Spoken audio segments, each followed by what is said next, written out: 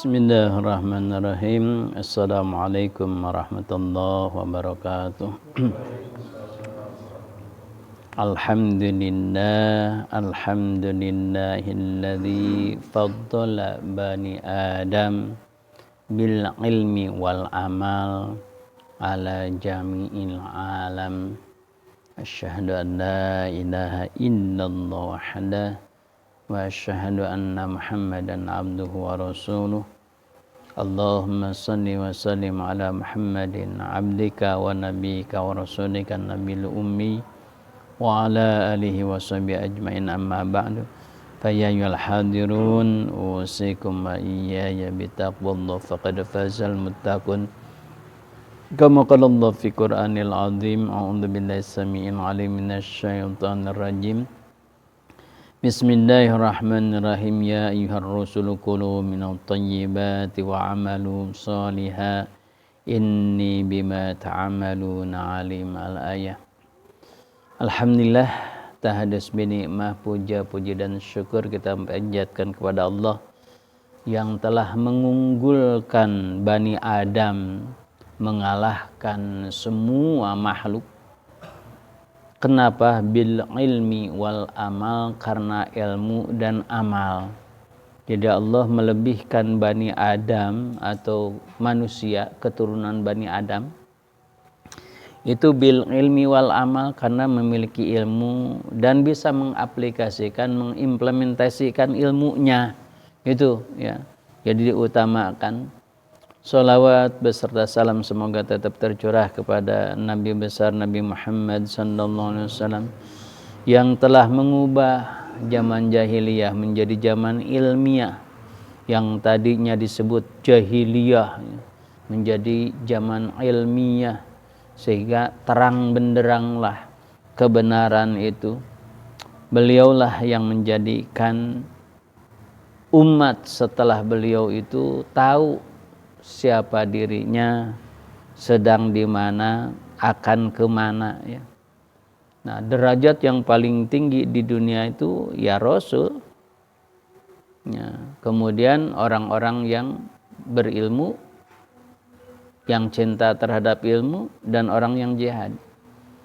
Nah, bagaimana sih amalan Rasul supaya kita dicintai seperti Rasul, seperti para Rasul? Amalan apa sih supaya kita dicintai oleh Allah seperti Allah mencintainya Rasul? Lihat aja amanah-amanah Allah kepada Rasul. Salah satunya kata Allah, ya ayyuhar rusul, wahai para Rasul, kata Allah. Ini seluruhnya, mulai Nabi kita sampai Nabi dulu yang awal Nabi Adam sampai Nabi kita, itu diberi amanah oleh Allah. Itu. Apa? Ya ayyuhar rusul. Yang pertama kata Allah, kalau ingin dicintai oleh Allah, amalannya supaya diterima oleh Allah, diridhoi oleh Allah, gimana sih? Kata Allah, kulu minat thayyibat. Coba lihat dulu makananmu. Maka kulu minat thayyibat. Allah wasiat kepada para nabi, para rasul, yang pertama adalah makanannya. Ya, jadi kata Allah, kulu minat thayyibat. Maka makanlah yang halalan thayyibat. Gitu. Gimana? Nih, lihat di sini. Minum. Mana halalnya? Ada tuh halalnya ya. Mana halalnya ya? Wah, letik teuing. Halal. Itu ada tiap halalan. Gimana tuh? Kita kan nggak tahu ini halal atau tidak halal. Ya, yang penting ada label kan. Itu urusan dia kan. Yang penting itu kan kita halalan, maka minuman, makanan halal. Gimana supaya kita tahu thayyib? Lihat kadaluarsanya. Kalau sudah kadaluarsa berarti enggak thayyib lagi dong gitu. Halalan thayyib aja. Makan yang halal. Kenapa? Efeknya apa? Oh, banyak sekali. Ketika kita makan yang haram, maka susah untuk khusyuk dalam ibadah. Susah untuk semangat dalam ibadah. Apalagi doanya nggak akan dikabul. Apalagi kalau menjadi daging. Kenapa?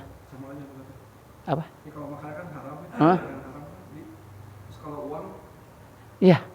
Sama, yang dimakan aja, pokoknya yang dimakan, yang digunakan sama, gitu. Iya, sama. Jadi ibadah susah, khusyuk, nggak akan mungkin khusyuk kalau dia makanannya, minumannya tidak halal. Maka harus halalan thayyibah. Doa nggak akan diijabah oleh Allah. Yang paling repot makanan tersebut jadi daging. Kalau sudah jadi daging, ibadahnya gimana gitu, nggak diterima dong gitu. Makanya saking sayangnya Allah kalau ada banyak kita makanan yang subhat, yang makruh, apalagi masuk ke haram, mau meninggal teh sakit sampai merosotlah badannya sampai kering kerontang gitu. Itu oleh Allah diambil. Itu saking sayangnya Allah tuh. Mungkin karena dia nggak bisa taubat, sayangnya Allah diuji dengan sakit. Jadi sakitnya itu diambilnya daging-daging yang tadinya haram, mungkin saja gitu. Selain ujian, ya mungkin emang enggak, bukan, berarti setiap yang sakit berarti dia makan yang haram, bukan gitu maksudnya. Kalau misalkan kita ada makanan-makanan yang haram jadi daging, itulah salah satu bentuk sayang Allah. Diberikan sakit, dihilangkan dulu dagingnya, diganti dengan yang halal. Ya, halalan thayyibah. Ini wasiat Allah kepada Rasulnya. Yang pertama halalan thayyibah, makannya. Gimana tuh Pak Ustadz? Kan gini, ini makanan apa ini? Wah, ini kemah asa kecil kemungkinan ayah anu haramannya. Nggak tahu yang misalnya roti lah. Yang gampang roti ya. Kalau roti itu pada umumnya yang bikin siapa sih? Yang besar, yang gede-gede rotinya, yang perusahaan besar. Rata-rata, maaf, orang-orang nonis kan. Rata-rata nonis. Kalau nonis, apakah tahu yang haram dan halal? Enggak mungkin kan memperhatikan. Atau yang najis atau yang sucinya diperhatikan enggak. Nah, tibanya kalau kita tahu bahwa itu ada hal-hal yang haram, itu berarti makannya haram. Gimana kalau kita buktinya realnya kita nggak tahu apakah ini haram atau halal? Apakah harus diteliti? Oh, ini produk mana? Oh, produk ini. Cari pabriknya, teliti. Masa harus gitu? Iraha makanan. Nah, gimana? Maka dalam fikih, dalam usul fikih menyebutkan fahkum bid-dawahir. Hukumi saja yang dohirnya. Dohirnya apa? Roti.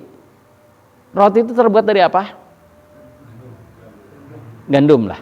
Gandum halal haram? Halal, udah itu aja. Gitu. Kalau uang hasil mencuri misalkan atau korupsi, itu yang halal itu bendanya apa nilainya? Misalkan gini, ini 100.000 uang mencuri, ini 100.000 uang kerja. Puter. Terus kita mau makan belanja, bagaimana ya? Gimana aja gitu. Nah itu apakah kalau misalnya keambil yang uang haram, mencuri itu jadi haram kan kita makan? Apakah ini nilainya aja tidak akan ikut ke badan kita? Apakah Allah bisa lupa dengan 100 itu yang diacak oleh kita? Maksudnya gini, kan dalam kehidupan suka aja orang bukan mengundi seperti itu ya. Dia misalkan dia ada uang haram, tiba-tiba bercampur di dompetnya, atau mungkin di raknya atau di mananya, salah ambil gitu kan. Misalnya mungkin yang mana ya uang ini diambil, padahal uang itu yang hasil mencuri, yang ini enggak. Tapi kan kalau kita bisa mengembaliin, kembaliin aja ya uang ini kemakan, kembaliin aja ini kasih orang yang pakai uang yang kita kerja misalnya gitu. Kan selesai. Berarti kalau gitu kan yang haram itu kan si nilainya itu kan bukan uangnya. Tapi kalau uangnya atau zatnya ketika yang keambil itu uang yang hasil curian, itulah jadi haram tubuh kita. Tapi kalau yang tidak keambil itu gimana kedepannya? Haram itu ada dua, ada haramnya itu dati, ada hali. Kalau datiahnya memang haram. Babi misalkan. Itu datiannya haram, datnya yang haram. Kalau misalkan mencuri itu bukan datnya yang haram, tapi perbuatannya haliyahnya gitu. Jadi uangnya mah halal, tapi perbuatan mencurinya itu yang haram. Gitu. Contoh ayam. Ayam kan halal. Disembelihnya nggak menyebut nama Allah, atau tidak sudah disembelih langsung dilempar ke air. Kan matinya di air. Ayamnya kan datiahnya halal, tapi haliyahnya caranya yang haram. Gitu. Jadi uangnya mah enggak uang. Ayam tadi kenapa harus dimakan enggak tetap? Apanya? Misalkan dari nama Allah. Haram. Haram. Kalau gitu kan bendanya jadi haram. Kan? Iya. Betul. Kalau yang uang tadi gimana gitu? Ya sama haram. Haram. Campur itu. Kecampur itu berarti kan Allah mah tahu mana yang dipakai itu. Buat kita sendiri gitu maksudnya. Yang keambil misalkan uangnya masih curian, uang kerja. Karena bercampur gitu ya. Berarti jatuh haram. Gitu. Ya haram. Yang 100.000 itunya haram. Meskipun nanti kita kembaliin 100.000 pakai uang lain. Ya enggak, kalau gitu berarti taubat itu mah. Kan Nilainya. Bukan uangnya. Yang penting kita tahu. Kita tanya. Tahu nilainya. Ya, kalau ayam jadi haram dengan tingkahnya disembelihnya gitu jadi haram. Ya, kalau itu betul. Gitu. Karena menyembelihnya salah gitu. Kalau ini mah ya uang mah ya uang gitu. Gitu. Kayak gini. Kita misalkan gini, Presiden, kita minjem uang 100.000, dibayarnya 100.000 satu, dibayarnya 50.000-an dua, sah nggak? Sah. Pan minjemin 100.000, ya kan dibayarnya 50.000 dua, sah aja gitu. Jadi bukan jenisnya itu, tapi nilainya gitu. Ya gimana kalau uangnya? Ya sama, uang yang mencuri itu yang menjadi haram gitu. Ini Pak Ustadz mengenai yang tadi yang thayyib makanan. Kalau misalnya ada nulis jualan makanan, misalnya bakso atau mie, kita udah tahu nulis enak gitu kan. Belanjanya orang Islam belanja. Nah, itu gimana Pak Ustadz? Dulu mementingkan rasa aja gitu. Ya. Kan nggak melihat siapa sih penjual. Ya, dulu ada sahabat yang bertanya. Diingatkan diabaikan gitu. Dulu ada sahabat yang bertanya, "Ya Rasul, aku punya tetangga." Kemudian tetangganya nangis. Dia suka ngasih makanan ke aku. Itu makannya makan enggak sama aku? Gitu. Nabi bertanya kan, itu kira-kira menurutmu halal atau haram? Halal ya Rasul, udah pisang. Gue besok gitu makan gitu. Masakannya ini barangnya halal nggak? Halal ya Rasul. Ya udah makan. Tapi kan ya Rasul nggak tahu, dia mungkin bekas masak apa. Itu makan hayalan kamu. Ya udah yang lihat kamu itu pakum bidawahir itu aja. Bakso misalkan saya yakin itu dari daging sapi misalkan. Ya udah halal. Kalau misalkan dia mah campur daging babi misalkan, itu mah udah jelas karena tahu kita itu dicampur dengan daging babi misalkan. Itu kan nggak ngomong Pak Ustadz. Oh gitu. Nggak ngomong, tulisannya halal.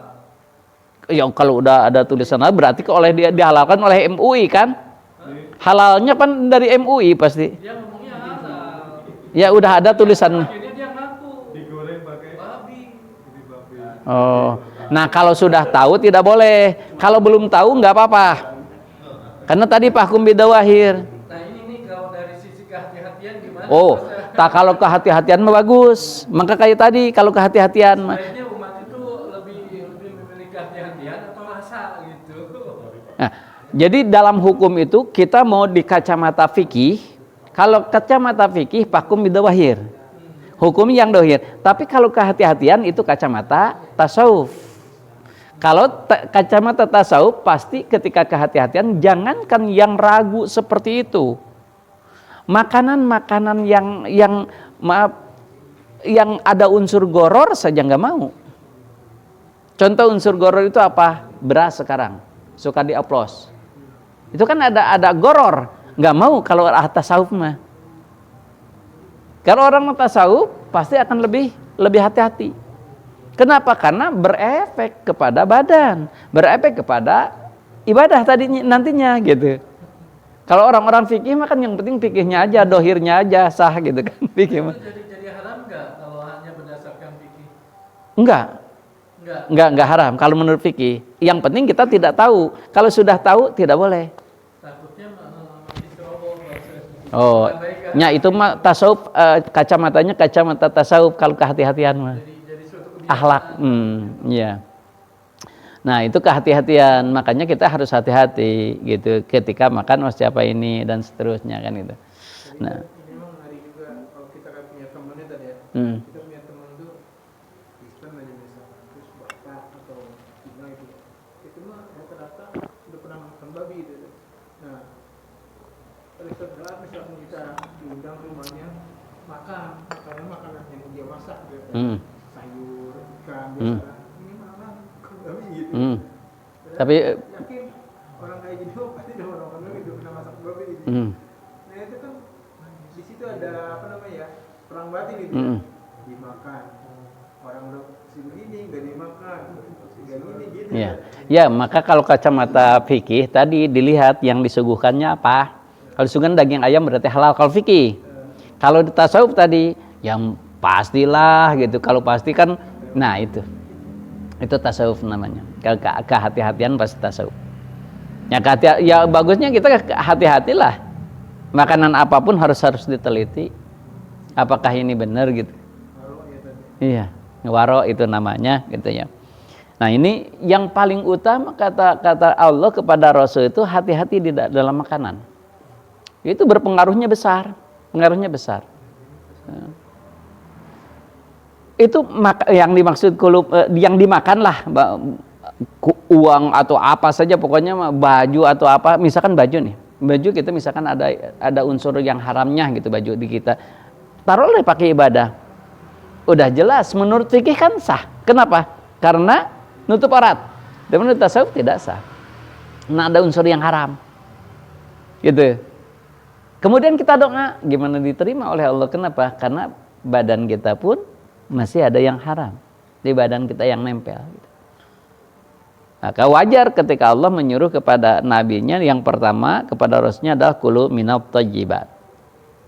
Makanlah yang halal, yang makan pakaian yang ditempati yang halal, halalan thayyiba.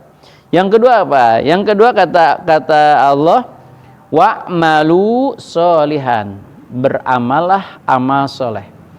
Amal soleh itu ada dua ya, soleh individu, soleh sosial. Contoh kita sedang ngaji nih, ini soleh sosial atau soleh individu gitu? Sosial, ada interaksi ya,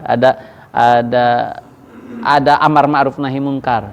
Kalau misalkan saum itu individu atau sosial tuh? Individu. Nah kayak gitu. Makanya wajar ketika Allah menyebutkan aqimus shalah wa atuz zakah.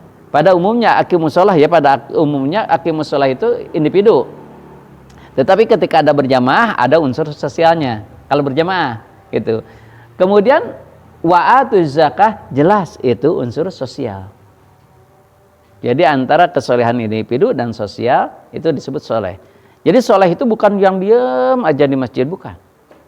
Tetapi nyaangan jalan, membersihkan gitu. Itu sosial. Itu kesolehan. Jadi beramal soleh. Ya.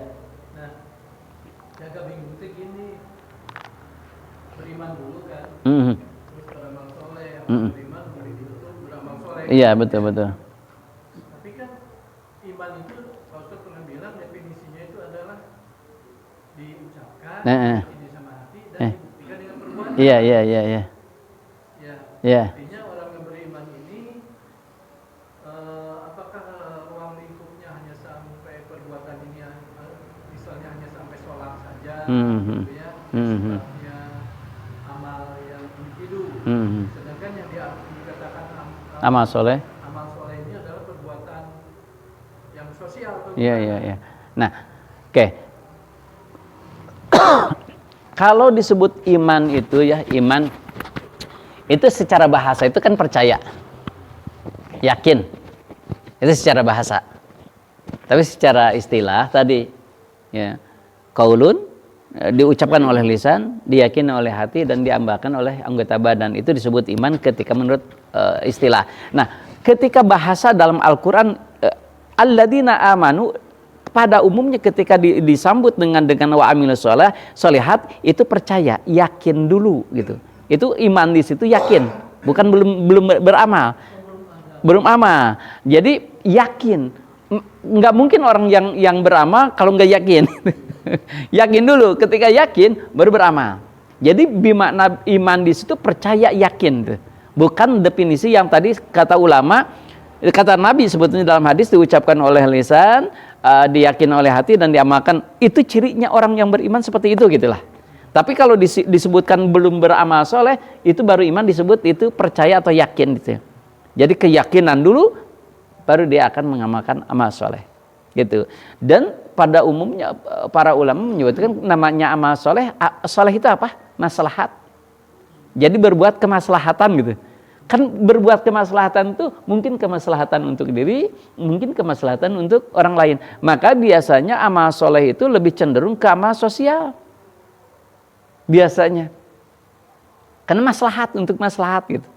Maslahat untuk diri, maslahat untuk agama, maslahat untuk umum gitu. Itu amal solehnya. Ini wa amalu solehan. Itu amal solehnya apa saja lah, mau fardu mau sunnah sama aja. Yang penting amal soleh. Jadi amal soleh itu bukan berarti ritual ibadah, kelihatan ibadah saja. Pokoknya yang bentuknya amal soleh, kesolehan, kesalehan, saleh, atau kebaikan lah gitu, sosial, itu disebut amal soleh. Dan kita contoh lah, misalkan gini, ada seseorang bikin WC umum, silahkan gratis WC umum, kan kayak enggak ibadah, enggak amal soleh gitu ya.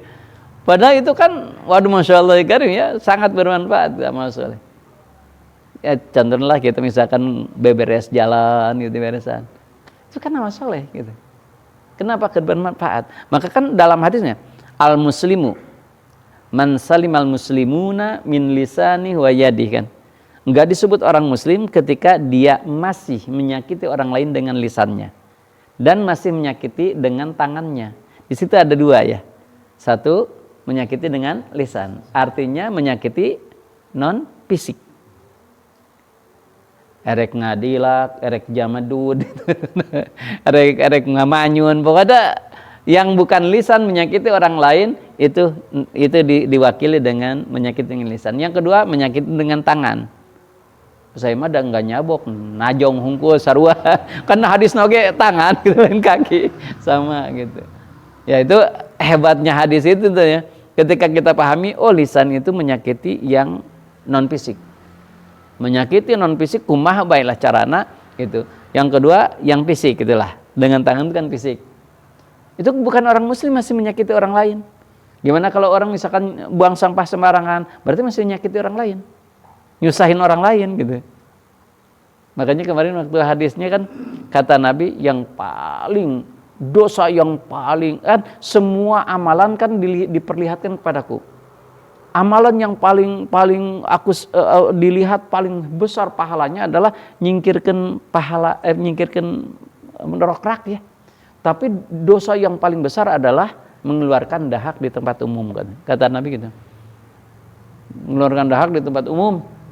Koe. Nah, itu kan bahaya. Itu kan kenapa? Itu menyakiti orang lain gitu. Coba apalagi kalau sedang makan atau sedang apa gitu. Ya gitu. Kecuali di WC, misalkan di WC memang tempatnya gitu di WC.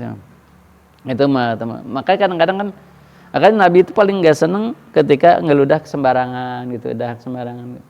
Kenapa menyakiti orang lain? Tapi sekarang itu kan di perjalanan tuh hampir perjalanan tuh kelihatannya ada saja gitu. Harus hati-hati gitu ya. Nah itu jadi sebaliknya ya, mampu mukhalafahnya berarti kan di sini wa'malus sholihat, beramalah soleh, berarti yang dibenci oleh Allah itu wa'malul fasadat, melakukan sesuatu yang merusak gitulah. Mafsadat, merusak merusak orang lain, merusak apa gitu, lingkungan apa saja sama gitu. Padahal kata Allah, inni bima ta'maluna alim. Sesungguhnya aku itu mengetahui atas apa saja yang kamu kerjakan. Artinya aku akan membalas. Semuanya akan dibalas. Ya. Gimana orang muslim? Dibalas. Orang non muslim dibalas. Kalau orang non muslim misalkan berbuat baik, sedekah dan seterusnya, dibalas nggak sama Allah? Dibalas. Gimana cara pembalasan Allah? Nanti kita lanjut, coba. Kata Allah, ingatlah wa anna hadihi ummatukum ummatan wahidah. Yang ketiga, amanah dari Allah kepada Rasul adalah ummatan wahidah. Umat itu satu. Artinya harus bersatu. Maka kalau ada perbedaan paham, kemudian bergontok-gontokan, nah itu bukan orang yang akan dicintai oleh Allah. Kalau kita sudah, beda paham udah nggak mau. Kenapa? Naon itu memakai kunut. Itu memakai kunut, maka masjid. Nah itu berarti gawat gitu. Kenapa? Karena Rasul disuruh umat wahidah, bersatu. Gimana kalau perbedaan? Perbedaan itu indah. Coba bangunan ini, kalau satu bahan bisa enggak seperti ini? Hese. Ini teh macam-macam bahannya. Pasir, semen, kusik, semen, pasir teh kusik, besi, air. Wah, itu dicampur semuanya jadi satu. Itu bedanya itu jadi saling menguatkan. Itu bagus. Coba bala-bala, sagerupa aya, siksikan yuk, cek engkau teh, kadi itu kentang, anu kening teh. Wortel kan itu tiasa justru enak ketika kita beda-beda disatukan. Gado-gado itu gado-gado itu segerupa ayat tapi jadi enak gitu. Justru kan kalau yang hanya satu aja kan kurang seru gitu, tapi kalau sudah dicampur kan jadi rasanya hebat gitu ya. Nah, makanya Islam itu harusnya bersatu. Maksudnya bersatu itu ginilah, bukan bersatu harus satu paham, bukan maksudnya nggak mungkin. Gini aja logikanya, kita semua orang yang ada di sini aja kan punya keinginan masing-masing. Contoh bajunya aja ada yang sama enggak? Enggak gitu. Kenapa? Karena punya keinginan, punya paham, punya apa, kata dia yang bagus ini, ya udah ini gitu. Jadi artinya ketika beda itu jadi indah justru. Ada warna gitu. Ya. Nah, yang di satu di sini itu ya udah nggak apa-apa. Yang penting Islam.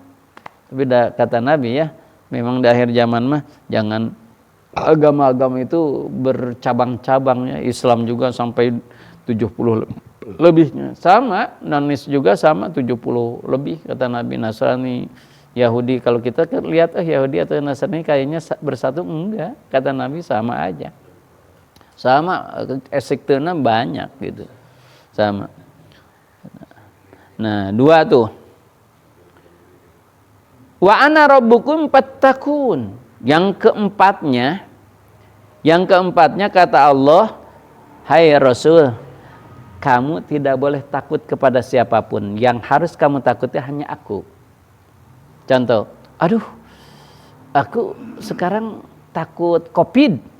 Bukan COVID-nya yang kita takut, tapi Allahnya. Gimana kalau Allah memberikan penyakit COVID kepadaku? Dan memberikannya ketika aku dimurkai sama Allah. Nah, itu yang ditakutinya. Gimana ya kalau aku bangkrut? Bukan bangkrutnya yang ditakuti oleh kita, tapi Allah tidak ridho dengan bangkrutnya. Kita dibangkrutkan karena Allah tidak ridho, misalkan, itu yang harus ditakutkan. Jadi tidak ada yang ditakuti. Makanya kalau orang yang beriman tadinya, orang yang beriman tuh tidak ada yang takut. Sok aja lihat di sejarah-sejarah. Nabi Yusuf dilempar di sumur, kemudian ada orang yang ngambil, kemudian bayi itu Nabi Yusuf itu ikut. Dan kalau kita yakin bakal lompat di tengah lubung, aya budak ujung-ujung dina sumur cuma pasti lompat. Wah, jin. Tapi ya enggak. Wah, yang dimilih gitu. Kenapa? Kalau orang yang beriman tidak ada yang ditakuti kecuali Allah gitu. Kalau kita kan pasti, waduh, ini ada di tengah lubung gitu. Ada orang yang sumur, anak jin ngilu kan, lompat. Gitu. Itu enggak ada yang ditakuti kecuali Allah. Makanya Masya Allah ya Karim, ulama-ulama dulu itu aduh Masya Allah Karim. Ya Nabi lah, kita Nabi lihat ketika Suraqah nempelin pedang di leher Nabi, siapa yang akan menolongmu? Allah. Enggak ada takut sedikit pun. Kenapa? Karena Allah tidak mengizinkan untuk menyakiti yang enggak akan sakit. Mantap sekali.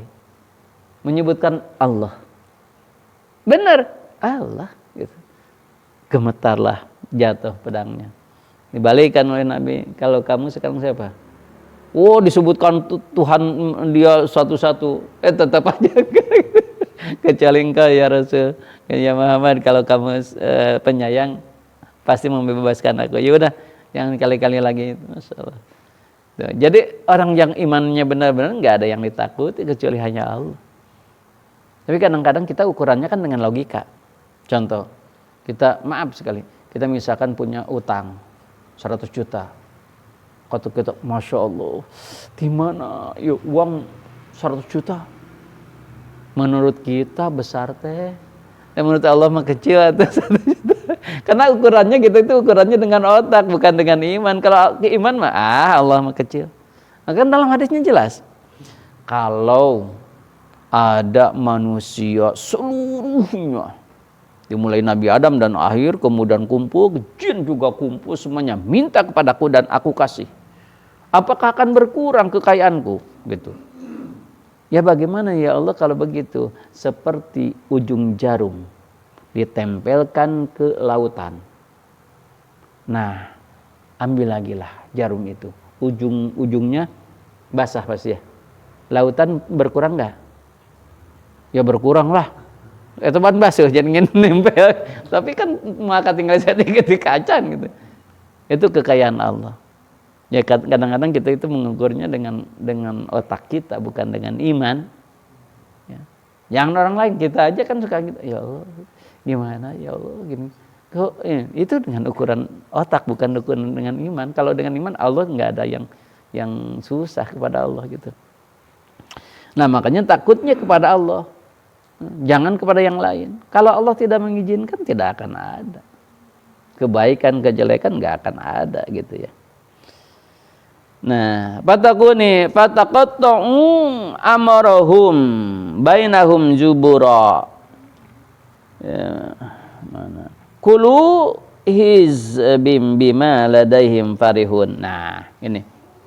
Yang selanjutnya yang tadi yang saya katakan, bahwa setiap orang berbuat baik pasti akan diberi oleh Allah kebaikan. Baik orang muslim atau non muslim sama saja. Artinya ketika dia berbuat baik pasti Allah akan memberikan parihun, kebahagiaan. Tapi sampai kapan parihunnya teh? Parihunnya itu hatta hin, sampai waktu yang ditentukan. Ulang lagi. Jadi kalau misalkan orang muslim berbuat baik, maka Allah akan membalas kebaikan tersebut. Orang non-muslim berbuat baik, pasti akan oleh Allah akan dibalas kebaikannya. Kapan orang-orang yang non-muslim atau orang yang tidak iman diberikannya? Ayasabuna annama numiduhum bihi mimmalin wa banina nusari'u lahum fil khairati bal la yash'urun. Kapan? Apa yang diberikan oleh Allah, pahala atau apa pahala teh? Ganjaran, apa? Balasan. Ujrah, balasan. Balasan bagi orang muslim atau non muslim apa? Satu, kalau non muslim misalkan berbuat baik, apa? Numidduhum, dipanjangkan umurnya. Itu balasan. Kenapa? Kebaikannya dipanjangkan umurnya. Yang kedua apa? Malin, hartanya olehku, dipanjangkan hartanya, dibanyakan hartanya. Kalau berbuat baik, nonis pun sama. Kalau berbuat baik oleh Allah dikasih tuh umurnya panjang. kemudian hartanya dimudahkan kalau berbuat baik. Kemudian apa? Wabanin, anaknya sukses. Jadi ketika misalkan nonis nanti akan nagih, kan aku berbuat baik, aku sedekah, aku berbuat baiklah gitu ya, sosial. Kata Allah, aku sudah kasih kamu pahalanya. Ketika di dunia, hartanya dilimpahkan, umurnya dipanjangkan, anaknya sukses dunianya maksudnya gitu. Jadi yang dimaksud Nabi itu nanti di akhirat. Iya, gitu. Jadi kalau orang muslim di dunia itu hanya bonus. Kalau dapat kita misalkan kebahagiaan apapun itu bonus. Dapat halaman tetap di akhirat. Kenapa? Karena ad-dunya darul amal wal akhirah darul jazaa. Dunia itu tempatnya kerja, nanti gajiannya nanti di akhirat. Tapi kok ada orang muslim kok kayak itu bonus. Bonus saja sudah seperti itu. Itunya kelebihannya orang muslim itu dapat bonus tuh. Gitu, bukan pahala sebetulnya, tapi bonus dari Allah. Nah, cirinya kita itu ini dapat bonus dari Allah atau istidraj seperti orang kafir. Gampang cirinya. Kata ulama gampang. Apa? Ketika kita dimudahkan rezeki, semakin mudah sedekah. Semakin dekat dengan Allah, semakin dekat dengan ibadah, berarti itu bonus dari Allah kesenangannya. Tapi semakin dimudahkan rezeki oleh Allah, semakin jauh dari Allah, nah itu namanya istidraj, sama dengan orang kafir. Nanti semakin lama kata Allah, lihat ini, balla tashurun nusari'u lahum fil khairat, olehku dicepatkan pahalanya itu di kehidupan dunia. Nanti di akhirat tambah siksa, tambah rezeki, tambah hisaban, tambah siksa. Itu makanya lihatnya gampang. Apakah kita itu benar ini ridhonya Allah, bonus dari Allah, kekayaan ini? Lihat aja gampangnya, jadi dekat enggak dengan Allah, jadi gampang enggak berbuat baik, itu aja lah. Kalau misalkan semakin kita tuh semakin tinggi derajatnya, semakin naik gajinya, semakin levelnya semakin tinggi, tapi semakin jauh dari masjid, semakin jauh dari ngaji, semakin jauh dari ibadah, nah itu namanya istidraj. Apa bedanya dengan orang kafir tadi? Jadi nusari'u, olehku didahulukan kebaikannya di dunia, fil akhirat. Tapi balla yashurun, dia nggak tahu, tiba-tiba aku kasih dia kematian atau kerusakan dalam hartanya. Ya, jadi hati-hatinya, kira-kira gini, umur kita dipanjangkan ini anugerah dari Allah atau ini tadi istidraj dari Allah. Lihat, semakin kita panjang umur, semakin tua, semakin banyak umurnya, apakah semakin banyak ibadahnya atau semakin lalai. Nah itu ukurannya. Ya. Jadi ukurannya kita sendiri yang bisa mengukur. Ya Allah, kok ini saya dimudahkan ini, dimudahkan itu, tapi kenapa aku asa semakin jauh? Ibadah asa semakin resah, ibadah asa enggak bisa khusyuk, dulu mah bisa khusyuk, sekarang enggak. Nah itu harus hati-hati juga. Jadi dikhawatirkan tadi nusari'u itu ya, dicepatkan oleh Allah lahum fil khairati, kebaikannya di dunia. Tapi kebaikan tersebut, kenapa diberikan kebaikan? Tuh kan, aku enggak ngaji juga, kekayaan banyak. Tuh, aku kan enggak sholat juga, wah melimpah, enggak usah lah. Nah semakin jauh dari Allah, itu istidraj namanya. Kan banyak orang yang enggak usah lah, enggak usah ngaji apa dah, enggak akan benghar dengan ngaji. Memang lain ke benghar ngaji makan gitu. Suka wah sholat naon sholat dah mau benghar ku sholat. Bukan narek nangan benghar sholat gitu kan. Nah ini yang suka salah kaprah ya, salah kaprah. Jadi wasiat, ketika kita wasiat ini diamalkan insyaallah, mulai saja sekarang makanannya. Makanya Masya Allah ya Karim, kalau ulama-ulama dulu itu makan makanan itu enggak mau yang aneh-aneh, yang dibuat asli kelihatan gini aja karena mau makan. Ulama-ulama dulu begitu. Ya. Lihat Mama Gentur, Syekh Ahmad Shatibi, dia itu enggak akan makan makanan yang macam-macam, enggak. seumur hidupnya, kata-kata keluarganya, itu makan enaknya hanya sekali seumur hidupnya. Itu dengan burayak yang sekali-kali nak. Burayak apa burayak? Hah? Impun lauk ikan kecil-kecil.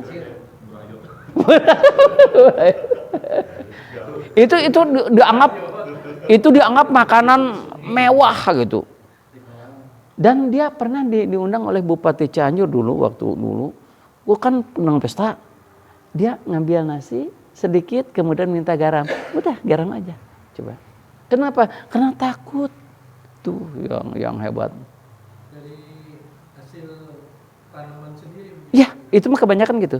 Jadi ikan sendiri gitunya ngalah itu pohon-pohon gitu. Jadi dia tuh saking takutnya gitu. Takut enggak halalnya itu orang warok mah gitu dah. Memang masyaallah karim.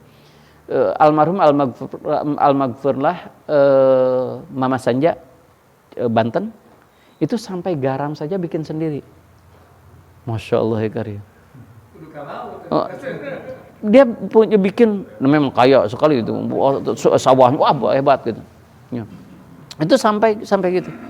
Dan dia enggak mau makan di restoran apa gitu dari dulu enggak. Dia makannya yang dia bikin aja gitu. Kenapa takut gitu? Terlalu berlebihan. Itu waro. Saking hati-hati gitu. Tapi memang Masya Allah ya karim. Orang itu benar-benar itu mah sudah menahan juhudnya itu benar-benar juhud qanaahnya itu waraannya itu wah udah emang. Dan ulama-ulama dulu masih kayak gitu sih. Itu rata-rata pada umumnya gitu. Nah, kita mah aduh susah lah gitu. Di jalan itu kudu masak sorangan ripuh kan. Nu aya we lah gitu. Nu laku kan gitu. Itu Masya Allah ya karim. Satu makanan tuh yang coba diusahakan oleh kita. Yang kedua beramal soleh. Sosial. Gitu. Amal sosial itu Allah paling senang. Makanya kenapa punten Nabi Ibrahim sampai disebut Khalilullah. Karena itunya sodakohnya yang di oleh Allah sampai malaikat kagum gitu. Maka digelari juga Abu Daif. Kalau ada tamu tuh wah dijamunya benar-benar gitu. Saking senangnya gitu. Dan Nabi Ibrahim itu tidak mau makan kecuali dia ngajak tetangga teman-teman, enggak pernah. Sampai satu ketika dalam sejarah dia sampai beberapa kilometer dicari, makan, enggak udah kenyang, cari lagi, sampai gitu, cari makan. Itu saking senang memberi orang lain, gitu. Makanya wajar disebut Khalilullah. Kenapa sampai malaikat Jibril kan, aduh hebat, Allah kagum. Lah jangankan hewan yang pemberian Allah, kalau aku dikasih anak saja disuruh oleh Allah disembelihkan, aku sembelih sampai gitu. Kalau tidak punya kan gitu. Sampai itu kan sudah dipuji oleh malaikat. Saking senangnya. Abdurrahman bin Auf lihat. Kenapa Allah cinta? Karena dia senang sedekah. Imam Syafi'i saja kesininya, Imam Syafi'i. Itu setiap Jumat dia itu bikin posko. Siapa yang memerlukan sumbangan datang ke sini. Lain mungut sumbangan. Siapa yang ada? Tapi hebatnya di Arab itu kalau dia tidak perlu mah nggak pernah datang. Tapi dalam di Indonesia kalau di Indonesia buka posko bantuan, wah pasti ngantri semuanya juga. Hebat betul karakter orang Arab itu, kalau dia tidak perlu nggak mau. Yang benar-benar perlu aja yang datang gitu. Sok saya mah yakin lamun di Indonesia lamun aya siga Imam Syafi'i gitu kateteran. Sampai katanya satu minggunya itu sampai 200 dirham 200 dirham atau 20 dinar itu seminggunya. Syafi'i itu sedekah. Ini Syekh Ahmad At-Tijani itu dia menyebutkan jangan sehari pun kamu terlewat untuk sedekah, walaupun dengan uang receh katanya. Masya Allah, guru saya itu Kiai Haji Abdul Fattah Al-Ghazali, ahli hadis. Dia itu kemana-mana bawa receh. yang 500-an, yang 1000. Siapapun apapun yang gini dikasih enggak pernah. Eta mah itu kasih aja. Jadi bawa aja kemana-mana itu dia suka bawa. Gitu. Memang ahli-ahli hadis mah gitu, orang-orang yang hebat mah gitu sedekahnya kan. Ini amal soleh itu. Ya orang itu kasih aja, enggak dibilang, oh dia mah ketika maafun tuh. Ketika itu ingat saya tuh waktu ngejemput dia itu kan dulu mah jarang motor ya, ngejemput mau ngaji itu beliau itu pakai bis. Kan di bis itu suka ada yang minta-minta itu so ngahadis dia. Kan dia mah ahli hadis, itu tahu benar dia hadis yang benar yang salah tuh cara baca. Nanti udah misalkan salah, serif ya dia teh.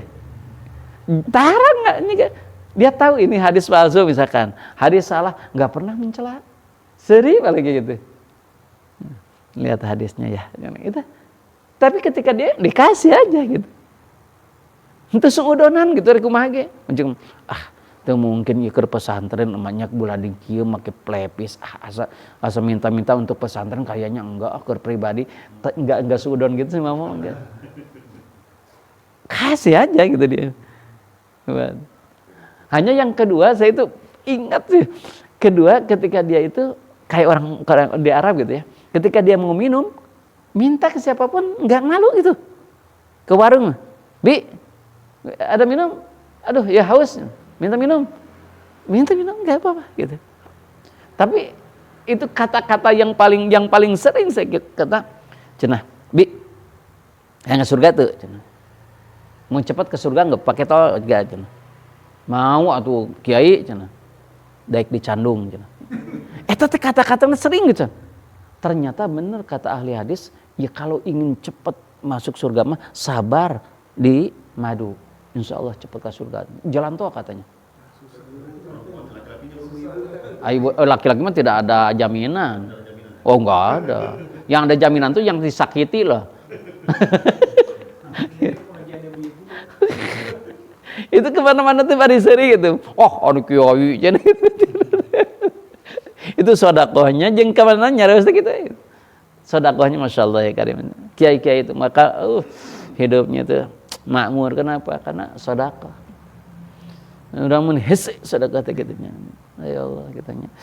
Wallahu a'lam bishawab. Subhanakallahumma wa bihamdika asyhadu an la ilaha illa anta